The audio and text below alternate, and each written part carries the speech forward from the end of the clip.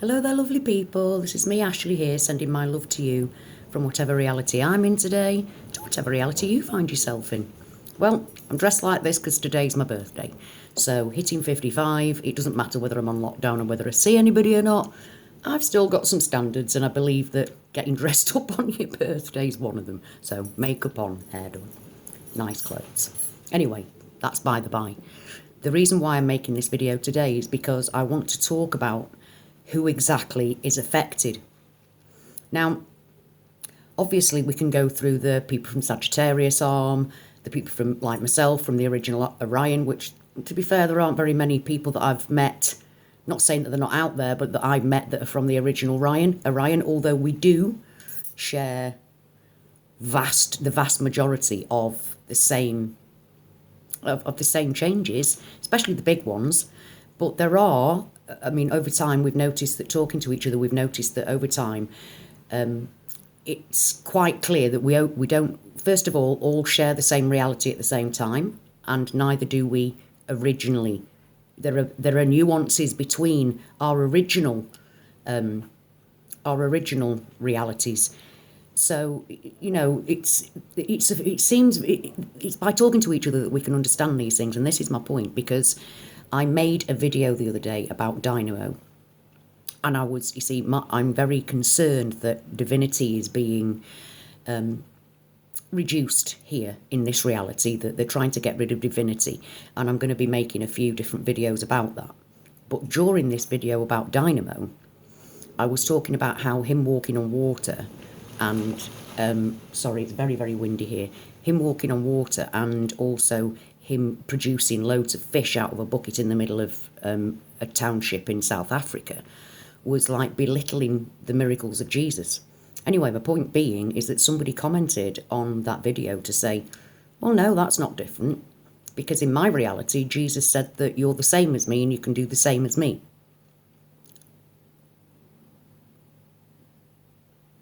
I'm gobsmacked. You see, I never actually expected to be moving into a reality where the Bible differences, like the majority of us, share the same Bible differences, and we're shocked and horrified by them. But here is somebody who is Mandela affected, who is telling me that that's his always reality.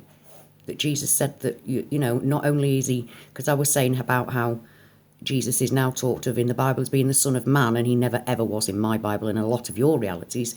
But in a couple of people's realities, even though the Mandela affected, that's been their always reality. So it's making this even more confusing, because we're now sharing realities with people who are also Mandela affected, but the big, powerful changes for the majority of us are normal for them.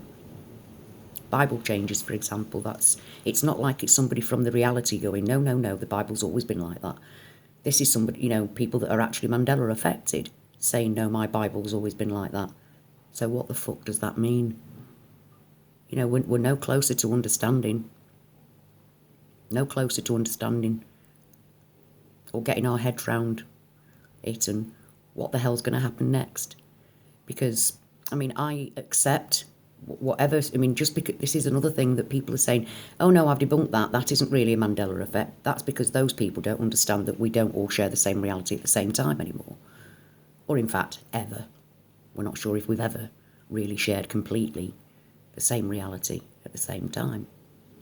But it's only by talking to each other that we can understand and learn and try and put the pieces together. But then we get things like this week where people have talked to me about things that I'm finding massively blasphemous as a Mandela affected person.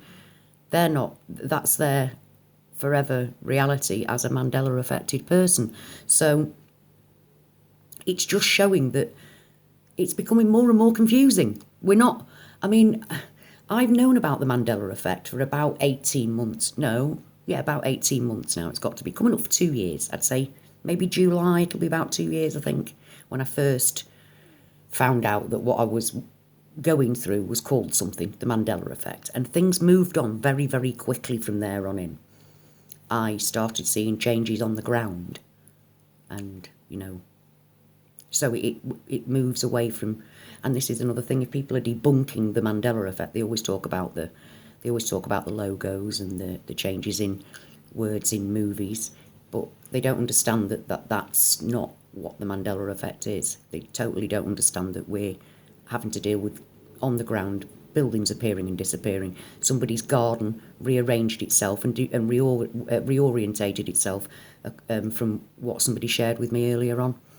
So it's these sort of conversations with each other that helps us to put things together, but also massively confuses the situation even more.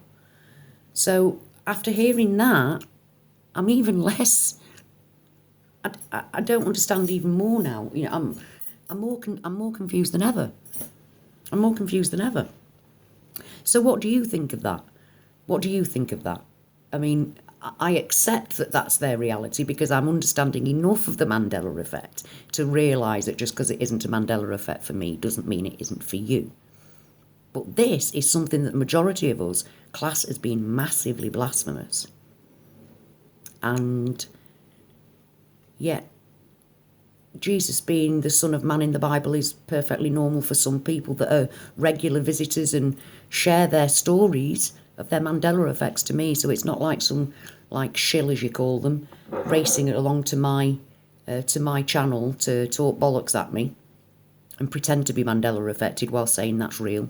Because people, to be fair, people don't normally pretend, do they? If they're not Mandela affected, they come on and tell you how you got it all wrong, and they know how you got it all wrong. So, yeah, it's just confused me even more. Excuse me. It's just confused me even more. I know even less now than I did before. So what are your thoughts on the whole scenario? What do you think's going on? What do you know? I mean, that's a pretty big one. That, you know, things that we're finding, a lot of us are finding blasphemous, other Mandela affected people don't. What does that mean? What do you think that means? Because right now I'm like discombobulated with it all. It's just confused matters even more to me. Now I know the Hopi prophecy did say that it'd get that confusing that they don't even know what's going to be happening in the end of the end bits, but it'd get that, reality will be that weird that, you know, you've got to have a very, very strong faith to cope with it. That's what the Hopi prophecy says. And don't forget, the Hopi prophecy brought me back to Jesus because he's carved in stone in their prophecy stone.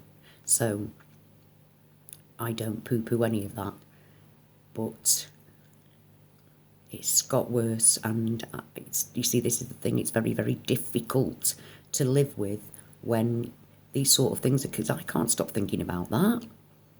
I can't just go, oh, well, yeah, there you are. I can't stop thinking about it. It doesn't stop.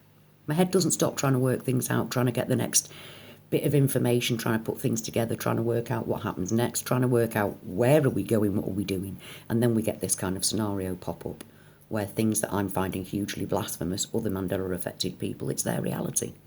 And I accept that. But what the hell does that then mean? What does it mean? It's thrown a spanner in the works for me. And it's thrown a complete spanner in the works for me. So if you've got any ideas and can help me out with it, comment below, please. I really, really appreciate it. Okay.